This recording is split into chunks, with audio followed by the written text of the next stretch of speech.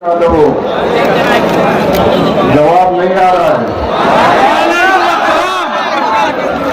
देखिए, मेरा छोटा भाई कन्हैया कुमार नारों की वो खत्म किया, मैं नारों से शुरू करूंगा। अब देखना है कि पटना के गांधी मैदान से हिंदुस्तान के कोने कोने तक आवाज जाती है या नहीं। आवाज दो, आवाज दो, इनकलाब जिंदाबाद, इनकलाब जिंदाबाद। वोट एक्ट वापस लो, वापस लो, वापस लो। वोट एक्ट वापस लो, वापस लो, वापस लो। तानाशाही नहीं चलेगी, नहीं चलेगी, नहीं चलेगी। तानाशाही नहीं चलेगी, नहीं चलेगी, नहीं चलेगी। हज़ार जुल्म की टक्कर में नहीं है तो हज़ार जुल्म की टक्कर में संघर्ष हमारा नारा है। हज़ार जुल्म की टक्कर में संघर्ष करेंगे, जीतेंगे। इस बार नहीं हम छोड़ेंगे। संघर्ष करेंगे, जीतेंगे। इस बार नहीं हम छोड़ेंगे। दम में कितना दमन में तेरे देख लिया है, देखेंगे। दम में कितने दमन में तेरे देख लिया है, देखेंगे। वो फर्क वापस लो, वापस लो, वापस लो। दोस्तों, बहुत ज्यादा टाइम आपका लूंगा नहीं, क्योंकि बहुत सारे लोग अपनी बात यहाँ पे रखे हैं। सिर्फ इतना है तो कहने के लिए खड़ा हुआ हूँ कि आज बीजेपी आरएसएस ये वक्त का कानून लाकर हमारी शनाख्त खत्म करना चाह रही है, हमारी पहचान पे हमला करना चाह रही है। दूसरी तरफ बीजेपी संविधान से सेक्युलर शब्द हटाकर जो अक़लियतों को बराबरी का हक दिया गया था, जो गारंटी दी गई थी, उसके ऊपर संगठित तौर से वो हमला करने की कोशिश करिए। लेकिन आप तमाम लोगों को मैं याद दिलाना चाहता हूं कि जो दिया गया वादा कांग्रेस पार्टी और बहुत सारे अपोजिशन पार्टी इस देश के अंदर उस वादे को निभाने की कोशिश कर रहे हैं।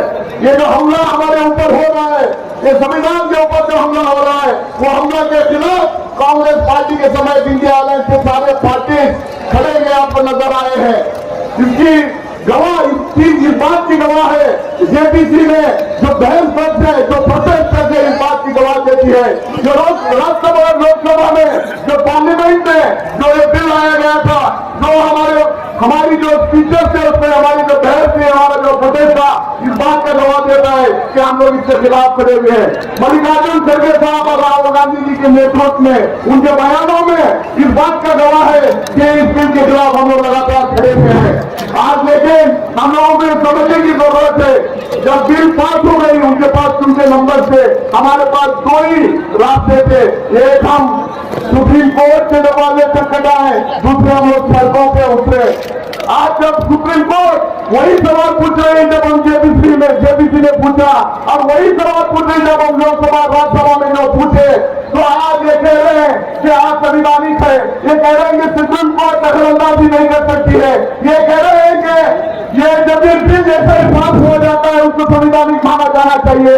लेकिन ये भूल जाते हैं, बाबा साहेब अम्बेडकर ने ये कॉन्स्टिट्यूशन जो बनाया उसने कहा कि theory of separation of powers और चेक्स एंड बैलेंसेस यहाँ पे डाला जाएगा, क्योंकि कभी रूल मेजॉरिटी थी, कोई भी पार्टी सत्ता में आएगी और अनकॉन्स्टिट्यूशनल बिल पास करेगी, उसको रद्द करने का हक पूरा का पूरा हक सुप्रीम कोर्ट को होता है। इसीलिए सुप्रीम कोर्ट में हम लोग गए हैं और तरह तरह की एक्शन करने की कोशिश कर रहे हैं और कह रहे हैं कि 116% ऐसे इदारे बन गए 2013 से अब तक लेके।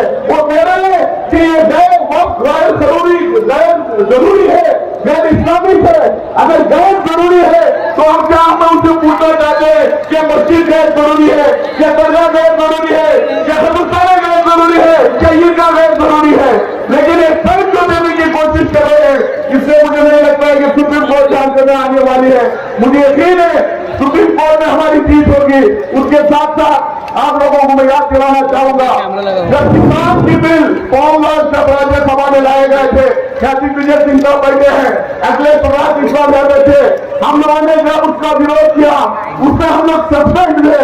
वहां की जब विरोध शुरू हुआ तो सड़कों से गया, दिल्ली के बाहर 14 महीने तक किसान बैठे रहे और सरकार को उस बिल को वापस देना पड़ा।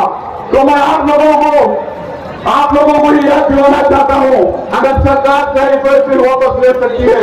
अगर सुप्रीम कोर्ट ने अच्छे दलीलें दिए हैं तो ये बिल सख्त हो सकती है। तो इसीलिए हम लोगों को प्रेशर बिल्डअप करना चाहिए। देश के कोने कोने में मुसलमान को जागरूक करने का काम करना चाहिए। देश के कोने कोने में सड़कों को करने का काम करना चाहिए, क्योंकि बहुत ज्यादा टाइम हुआ है। मैं बहुत डिटेल में जाऊंगा नहीं, सिर्फ इतना ही कहकर अपनी बात खत्म करता हूँ कि हम लोग अगर एकजुट हो गए मुसलमान जनाबे से ये 20 करोड़ 25 करोड़ मुसलमान सड़कों पर उतरेंगे तो जीत हमारी होगी। ये वक्त फिर वापस दिया जाएगा। बहुत बहुत शुक्रिया। इंकलाब जिंदाबाद।